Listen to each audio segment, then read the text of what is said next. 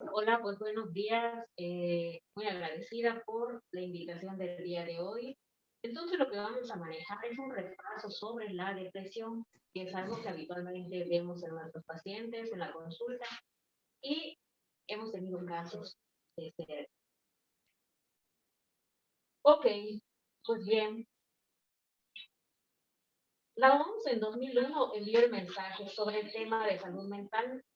En este informe se puntualiza el abandono y la desatención en que se había mantenido la salud mental, por lo que nos dice que un estado de bienestar es en el que el individuo realiza sus capacidades, supera el estrés normal de la vida, trabaja de forma productiva y fructífera y aporta algo a su comunidad. Entonces, si no se encuentra en estas condiciones, no podemos decir que hay una salud integral. Bien. Las recomendaciones fueron destacar la importancia de la atención de la salud mental a nivel primario en el contexto de la comunidad.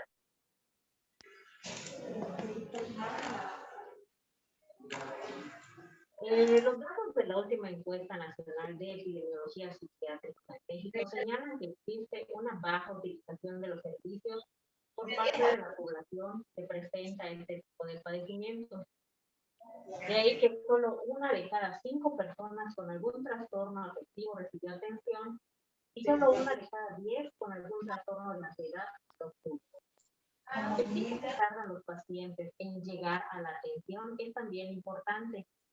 La latencia oscila entre 4 y 20 años, según el tipo de padecimiento.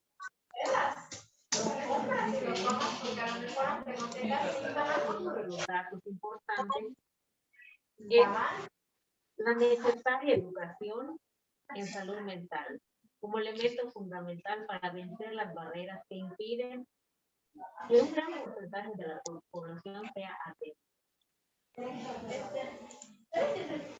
De las personas que buscaron atención especializada en salud mental, solo el 50% recibieron un tratamiento adecuado. Aunado a lo anterior, los servicios son proporcionados principalmente en el tercer nivel, con poca representación del primer nivel de atención.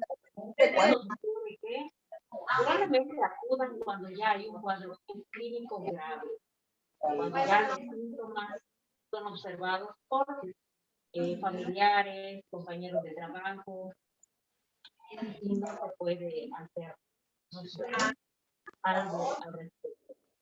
Se sabe que los médicos de primer nivel de atención son fuente importante de ayuda para esta población. Y estos pueden ser de la consulta externa, médicos familiares u otros especialistas que detecten cambios en sus pacientes, sobre todo cuando son de segunda vez, pacientes conocidos.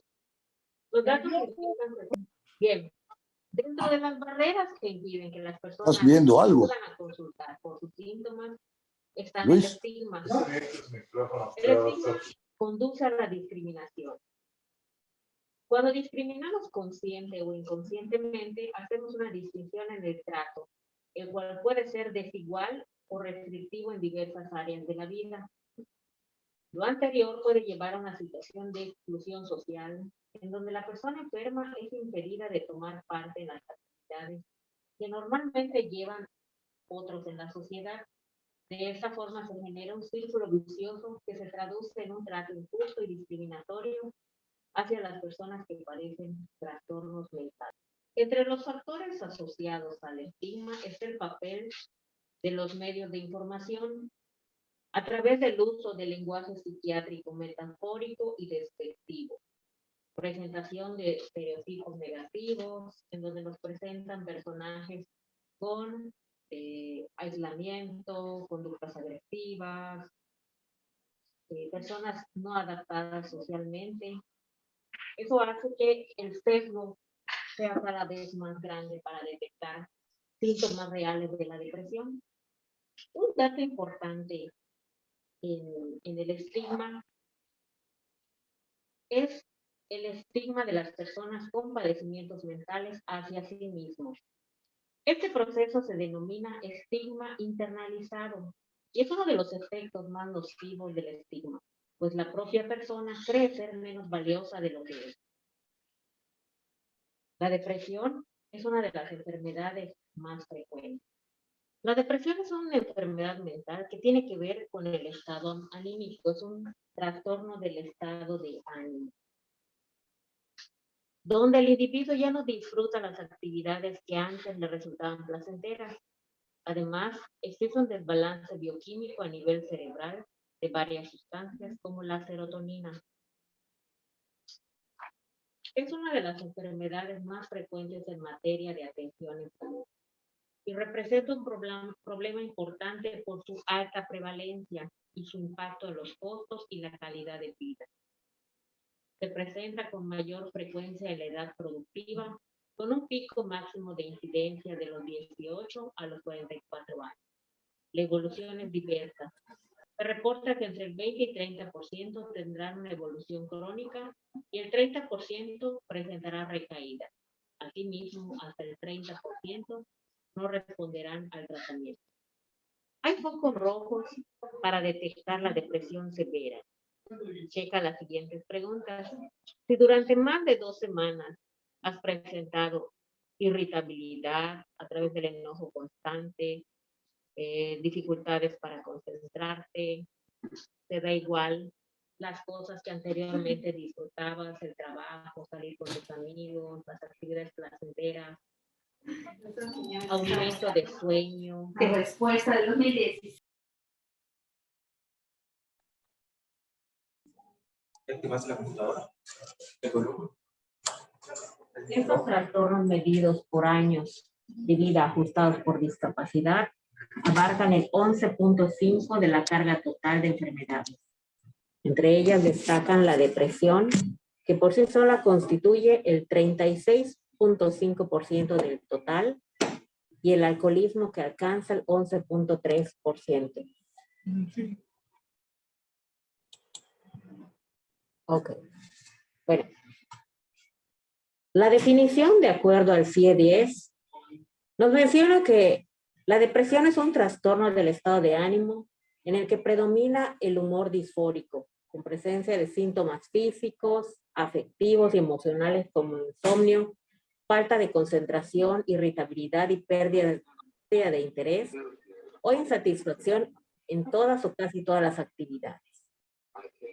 Y el DSM-5 nos menciona que es un periodo, que en un periodo de al menos de 2 semanas consecutivas en el que la persona manifiesta un mínimo de 5 síntomas, de las cuales al menos uno ser estado de ánimo depresivo o disminución del interés en hacer por todas o cada una de las actividades.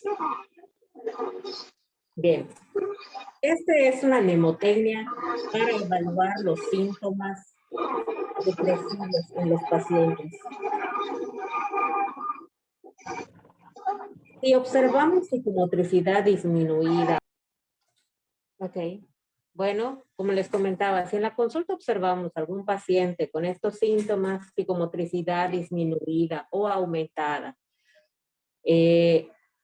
insomnio o hipersomnia, anedonia, que es la pérdida de la capacidad para disfrutar, falta de concentración o disminución, aumento o disminución de peso, sentimientos de culpa y autorreproche, energía disminuida y fatiga o pensamientos suicidas, debemos de referir. En un momento más vamos a poner las guías de referencia. Etiología. Bien. La depresión, a pesar de su prevalencia y el impacto en la salud, no tiene una causa definida exacta. Se trata de una enfermedad multifactorial en la que intervienen factores biológicos, genéticos y sociales. El estrés ha sido identificado como una de un factor de riesgo para desarrollar depresión.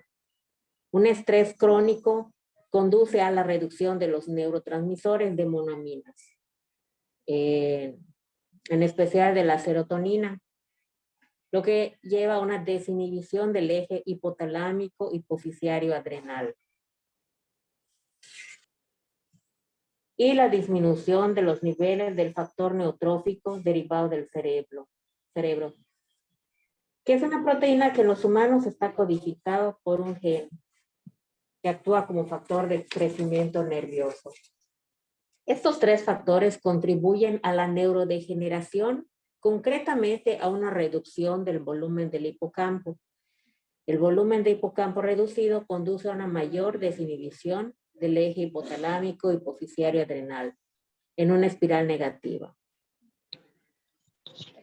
¿Está mi nombre ya? El volumen del hipocampo reducido es una característica. Bien, como les comentaba, el volumen del hipocampo reducido es una característica biológica clave de la depresión y por tanto un objetivo potencial para el tratamiento. Les explicaba que si las funciones que son reguladas por la serotonina y por el eje hipotalámico hipofisiario se ven disminuidas, ocurre una discapacidad para la persona en cuanto a tomar decisiones, en cuanto a realizar actividades, cambios en la voluntad. Entonces, a pesar de que las demás personas le digan, por eso el aconsejar ánimo, tú puedes, vas a salir de esto, no solamente son sentimientos de tristeza, ocurren cambios fisiológicos que impiden que la persona pueda estar alerta, consciente y con una función a la que estaba acostumbrada. Causas en la etiología de la depresión en cuanto a las emociones. El desamparo, la desesperanza, la impotencia, la frustración, el fracaso, los pensamientos, el tener una percepción distorsionada hace que tengamos una visión subjetiva negativa acerca de uno mismo, el futuro y el mundo. Las atribuciones distorsionadas de experiencias positivas y negativas. ¿Qué vamos a observar en las personas con depresión? En la conducta, un enlentecimiento, indecisión, inactividad, llanto. A nivel cognitivo, pensamientos de inutilidad, frases en las que la persona se disculpa con frecuencia, muerte, suicidio, disminución de la concentración, olvidos. En el área emocional, ¿cómo se va a manifestar? A través de una tristeza, de una apatía, de un desinterés. A nivel fisiológico, se va a observar con cambios de peso, en el apetito, el sueño, fatiga, cansancio. El tratamiento conductual va a estar orientado a diseñar un programa de actividades de acuerdo a las cualidades, a las características de la persona. Una asignación gradual de tareas. Un ensayo cognitivo, juego de roles, resolución de problemas, toma de decisiones. Eso es con el fin de que la persona vaya cuestionando esa distorsión de la percepción y vaya elevando el nivel de autoeficacia. El tratamiento cognitivo va a ir encaminado a un entrenamiento en la detención de los pensamientos negativos o de tipo catastrófico o absolutistas, a una reestructuración de autoinstrucciones, a una distracción, a que pueda aprender nuevas cosas de manera gradual, y el farmacológico a través de antidepresivos, ansiolíticos, hipnóticos. Bien, ¿cómo se manifiesta la depresión en los niños? A través de los problemas de conducta, problemas de disciplina, pérdida de interés por actividades que le eran placenteras. Un detalle importante y bien característico de los niños es el desinterés por el juego. Cuando un niño no le interesa jugar, no juega, sí son focos rojos. Habría que investigar por allá qué está sucediendo, porque es a través del juego el que el niño aprende, se comunica, se relaja. Otra característica marcada en los niños es la irritabilidad, ya que no pueden manifestar verbalmente qué es lo que sienten, conocer las emociones. Manifiestan dolores inexplicables, quejas físicas como cansancio, trastornos en el sueño, pesadillas, llanto frecuente, sentimientos de desesperación. En la infancia no hay una gran diferencia entre la depresión entre niños y niñas. La diferencia aparece en el inicio de la adolescencia. Es aquí donde la media alcanza una razón de 2 a 1, la cual persiste al menos hasta el final de la etapa adulta. Y el sexo femenino tiene mayor susceptibilidad para desarrollar trastorno depresivo. En los adolescentes, ¿qué podemos observar? Una inseguridad emocional, una confusión, una ambigüedad en las emociones, tristeza, dificultad para dormir o dormir demasiado, miedo, actividad retardada como sensación de lentitud, afecto deprimido. Y si esto va aunado a las comparaciones que se hacen respecto a las redes sociales, a estereotipos que vemos en programas, en cines, etcétera, que están pues modificados, no son del todo reales, solo exacerban la inseguridad. En los adultos mayores podemos observar alteraciones en el apetito, trastornos del sueño, insomnio, dificultad para empezar a dormir o hipersomnia en comparación con los síntomas psicológicos. Aquí también hay que descartar alguna enfermedad orgánica o la interacción de los demás medicamentos que ya toman. Los síntomas en el embarazo y posparto son la sensación de sentirse triste o deprimida, alteraciones en el patrón de sueño, manifestando que no durmió bien o no descansó. Está el día que no la vio. Ganas de no hacer nada.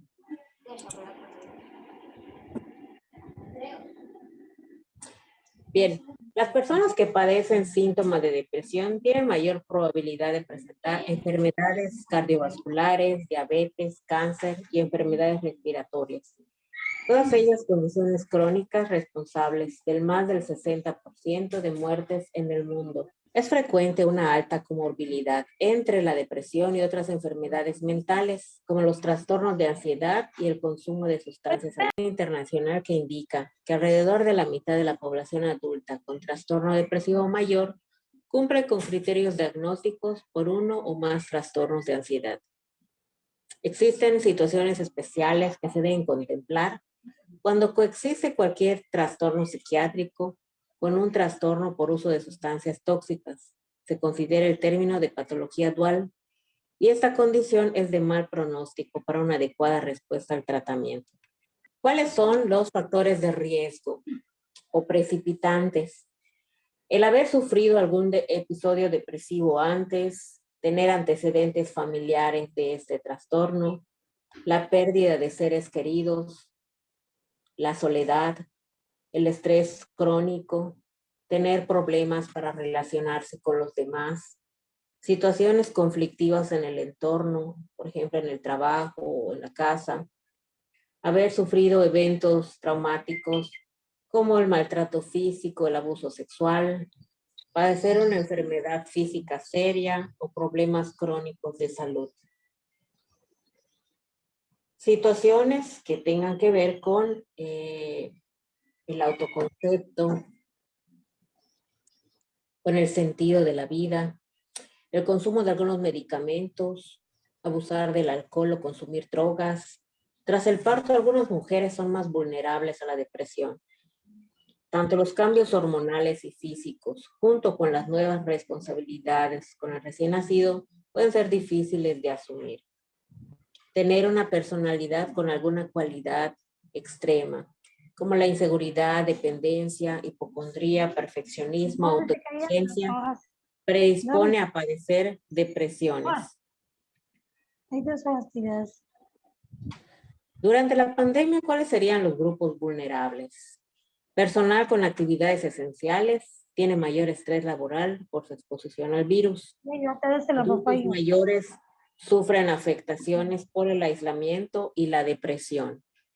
Niños y niñas aislados por el cierre de escuelas, condiciones de estrés en el hogar, pueden agravarse síntomas de personas con padecimientos de salud mental preexistentes.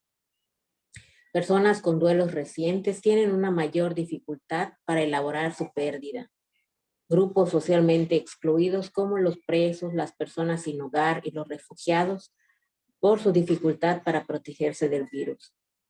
Personas con bajos ingresos que enfrentan estrés económico y hacinamiento. Y por el contrario, ¿cuáles son los factores de protección? Una habilidad o el entrenamiento en habilidades para manejar el estrés y la frustración, el sentido de responsabilidad hacia otros, el apoyo social, motivos para vivir, creencias religiosas, una relación terapéutica positiva, compromisos escolares o laborales, el miedo a la muerte, actitudes culturales, espirituales o morales negativas hacia el suicidio. Ok. Para realizar un diagnóstico rápido, cuando existe disminución del interés o placer en las actividades diarias, así como signos y síntomas que no forman parte de una reacción normal al estrés de la vida diaria, la clave sería preguntar lo siguiente. ¿Durante el último mes se ha sentido a menudo decaído, deprimido o desesperado? ¿Y durante el último mes ha notado a menudo poco interés en hacer cosas? Si la persona contestó sí a las dos, hay una sensibilidad del 96% en padecer depresión, y si responde afirmativamente a una sola, la especificidad será del 57%. Sin embargo, la historia clínica va a ser la herramienta más valiosa. En ella se establece la presencia de los signos y síntomas que componen el cuadro depresivo. De acuerdo al DSM-4, ¿cuáles son los síntomas que debe de presentar la persona? En el apartado A, durante el último mes debe haber presentado uno o más de los siguientes síntomas, por al menos 2 semanas, casi todos los días. Un estado de ánimo deprimido o irritable en el caso de adolescentes y niños, disminución del interés en las actividades previamente placenteras, falta de energía o fatiga, con reducción de la actividad. Si al menos uno de los 3 criterios mencionados está presente, se considera como probable depresión y se continúa en el siguiente apartado. En el caso de que ningún criterio esté presente, se suspende la entrevista. Apartado B. Para considerarse sintomatología depresiva, es necesario tomar en cuenta sus criterios. Estado de ánimo depresivo, disminución del interés de actividades previamente placenteras, anorexia o hiporexia, insomnio o hipersomnia, inhibición o agitación motora, fatiga, pérdida de energía, sentimientos de inutilidad o culpa excesivos e inapropiados, disminución de la capacidad para concentrarse, dificultad para tomar decisiones, ideas recurrentes de muerte o suicidio, con o sin planes de suicidio o autoagresiones. Es importante descartar lo siguiente respecto a los síntomas del trastorno depresivo. C, que no son debidos a psicosis. D, que no tienen relación o presencia del episodio maníaco, mixto o hipomaníaco. E, no son explicados por enfermedades físicas, consumo de alcohol, medicamentos o drogas. O F, no son explicados por una pérdida. Levantarse por la mañana 2 o más horas antes de la hora habitual. Empeoramiento del matutino del humor depresivo. Presencia de enlentecimiento motor o agitación. Marcada pérdida del apetito. Pérdida de peso de al menos 5% en el último mes. Y notable disminución del interés sexual. Ok. Criterios de gravedad del trastorno depresivo. Está muy Leve. interesante. Leve. Presencia de 2 a 3 síntomas del criterio B. Pero la persona puede mantener sus actividades cotidianas. Puede ser, por ejemplo, la pérdida de interés y el aumento de la fatiga, pero la persona puede realizar sus actividades cotidianas. En el moderado, están presentes 2 síntomas del criterio B y síntomas del criterio C hasta sumar al menos 6 síntomas. Por ejemplo, anedonia y fatiga, pérdida de confianza, sentimientos de inferioridad, pensamientos de muerte, cambio de agitación psicomotriz y alteraciones del sueño.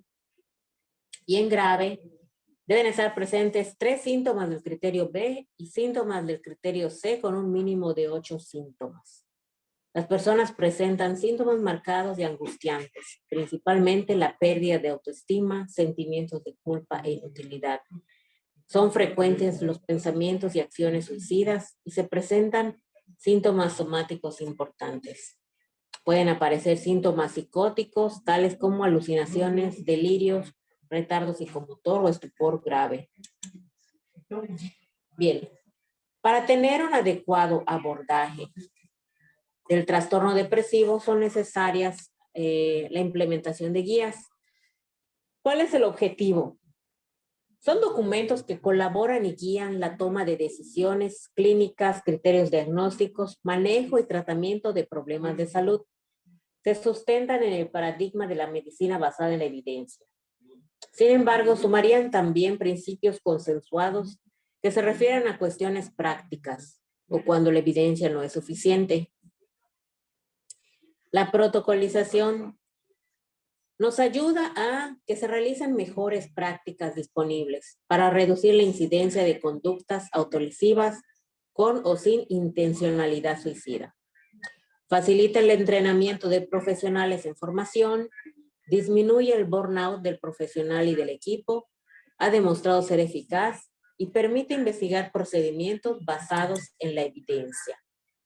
Ok, esta es una orientación sobre el manejo que puede o que debe llevarse en la consulta externa. Al llegar el paciente, si refiere fantasías de muerte, ideación o gesto suicida, debe ser comunicado de inmediato al familiar. Por lo general vienen acompañados de un familiar. Y debe ser referido a personal capacitado en salud mental. En el área de hospitalización se puede pedir una interconsulta urgente a personal capacitado en salud mental o psiquiatría. De ahí hay que evaluar los factores de riesgo. Si se refiere a otro hospital, hospitalización en área de psiquiatría o el paciente está bajo observación, se le da de alta con pacto terapéutico y con cita a hospital de especialidad. Bien, este es un breve algoritmo sobre cómo manejar al paciente con una depresión breve, leve o moderada. Bien. Hay que evaluar el antecedente de respuesta previa a antidepresivos, preguntarle si ha tomado los medicamentos, si tenía un buen apego terapéutico.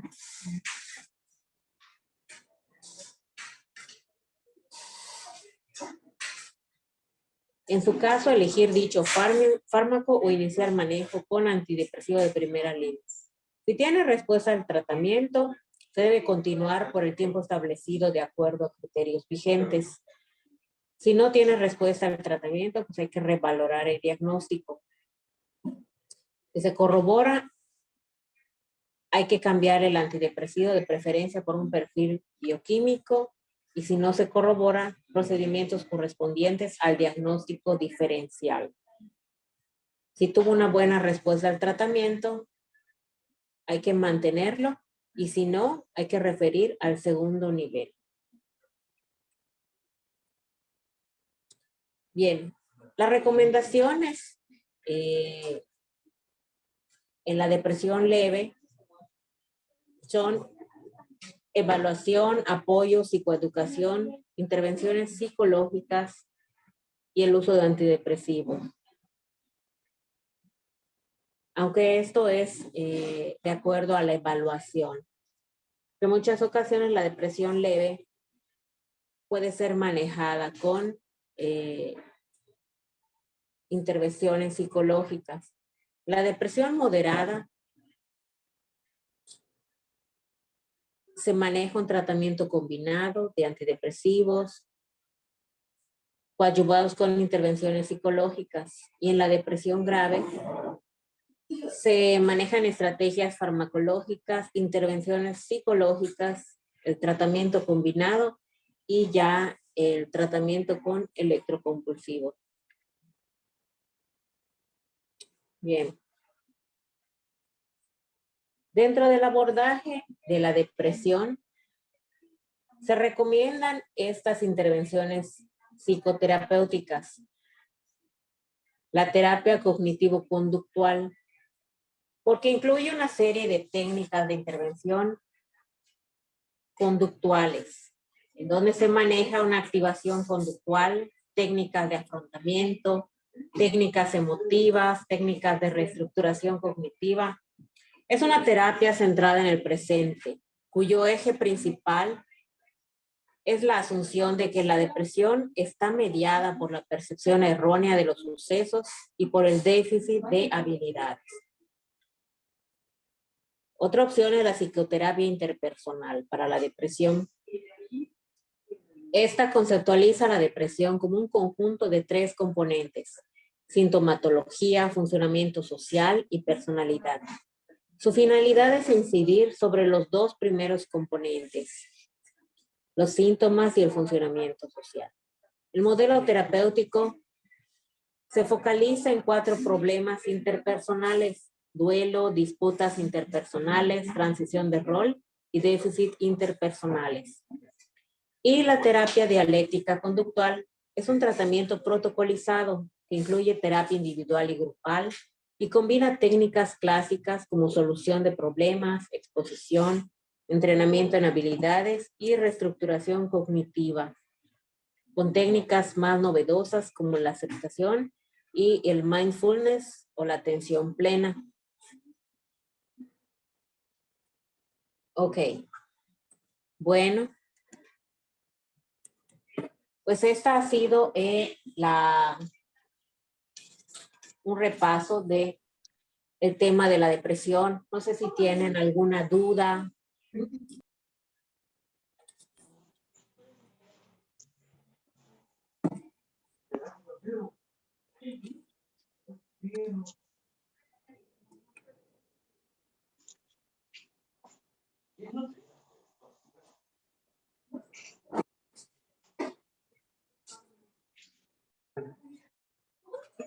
Si alguien tiene alguna duda, alguien quiere compartir.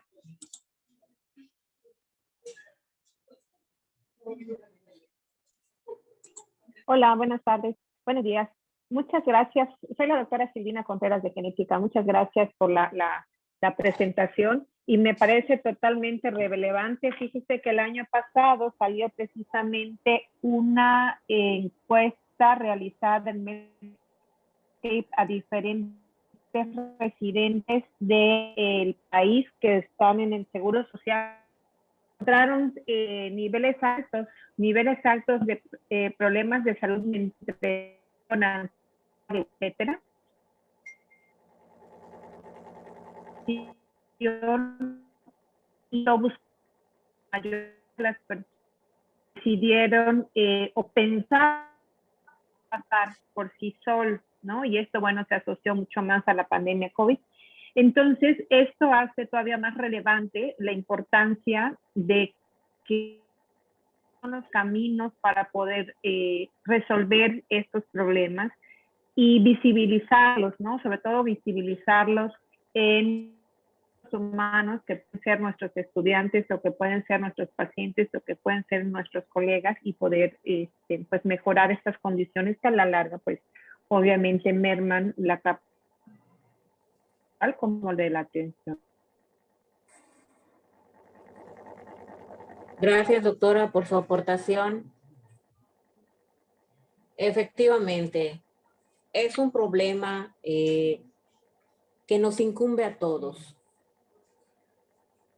Podemos ver un bajo rendimiento, una baja eficiencia, ausentismo, debido a, bueno, a esta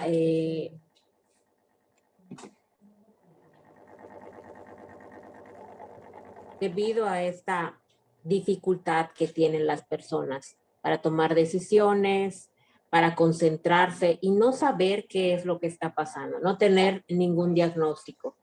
Y lejos de eso, puede ser que el ambiente familiar, laboral, no tenga una actitud de comprensión.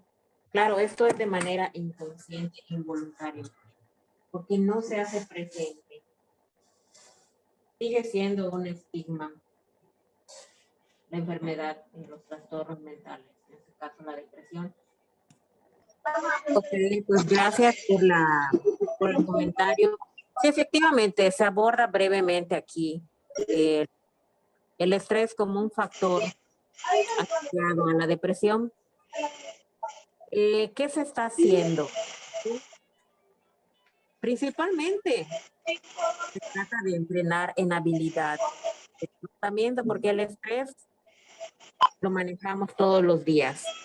Entonces, nuestra capacidad de manejarlo se ve disminuida. Entonces, se convierte en un distrés, que es el estrés negativo, el estrés crónico, el que va a repercutir en nuestros neurotransmisores, en esa disminución. ¿Sí?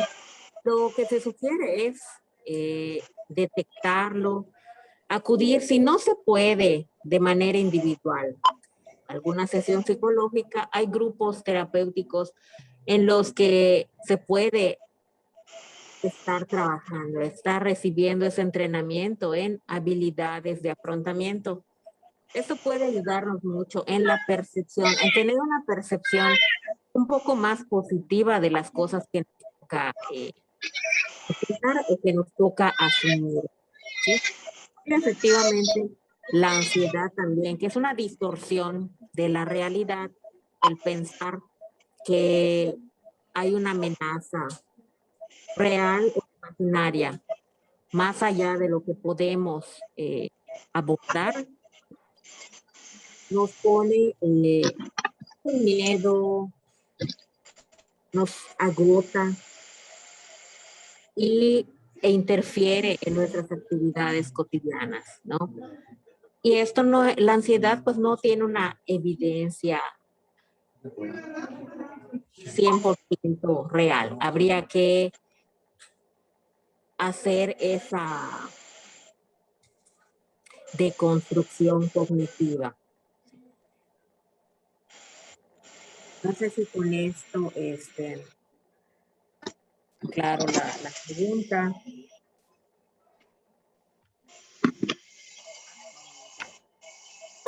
Básicamente, pues, yo nada más quería señalarlo, ¿no? O sea, más que como usted nos está explicando, ¿no? Comentarnos sobre eso, porque sí, yo siento que es importante, ¿no? Desde la ansiedad, que eso pues puede repercutir. Y, como les digo, con el señalamiento y la explicación que usted nos dio, pues para que a todos los que estamos presentes, pues a los que nos toque, podamos pues canalizar a las personas al área correspondiente o en un momento dado tomarlo en cuenta para hacer un prediagnóstico, un diagnóstico. Y muchas gracias, doctora, muy amable de su explicación. Al contrario, muchas gracias y creo que sería importante también abordar estos temas, profundizar un poquito en el manejo del estrés y de la ansiedad. Bueno, pues les agradezco su participación, las preguntas, la atención. Y bueno, esto es apenas un repaso, pero que si encontramos en nuestro ambiente laboral, en nuestras familias, personas que padecen uno o más de estos síntomas, sugerirles de manera respetuosa, ¿no? Preguntarles si ya se han atendido, si quisieran ser acompañados para recibir atención. Yo creo que la clave aquí está en una atención temprana, oportuna, para evitar complicaciones y consecuencias lamentables.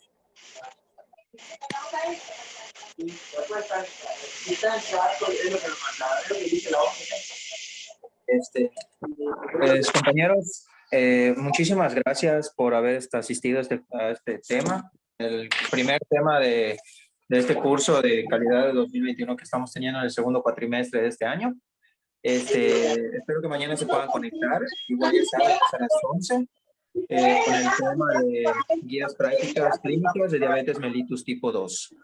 A partir de como 1:30 o 2 de la tarde van a tener ya en sus correos lo que es la evaluación con el tema y con las diapositivas que se dieron para que puedan responderlos. Recuerden que tienen hasta hoy, hasta las 12 de la noche para responderlo. ¿Okay? De otra manera, el sistema pues cierra el examen y ya no tendrían acceso a la evaluación. Y más por el momento, pues muchas gracias. Espero que se hayan entretenido bastante con este tema.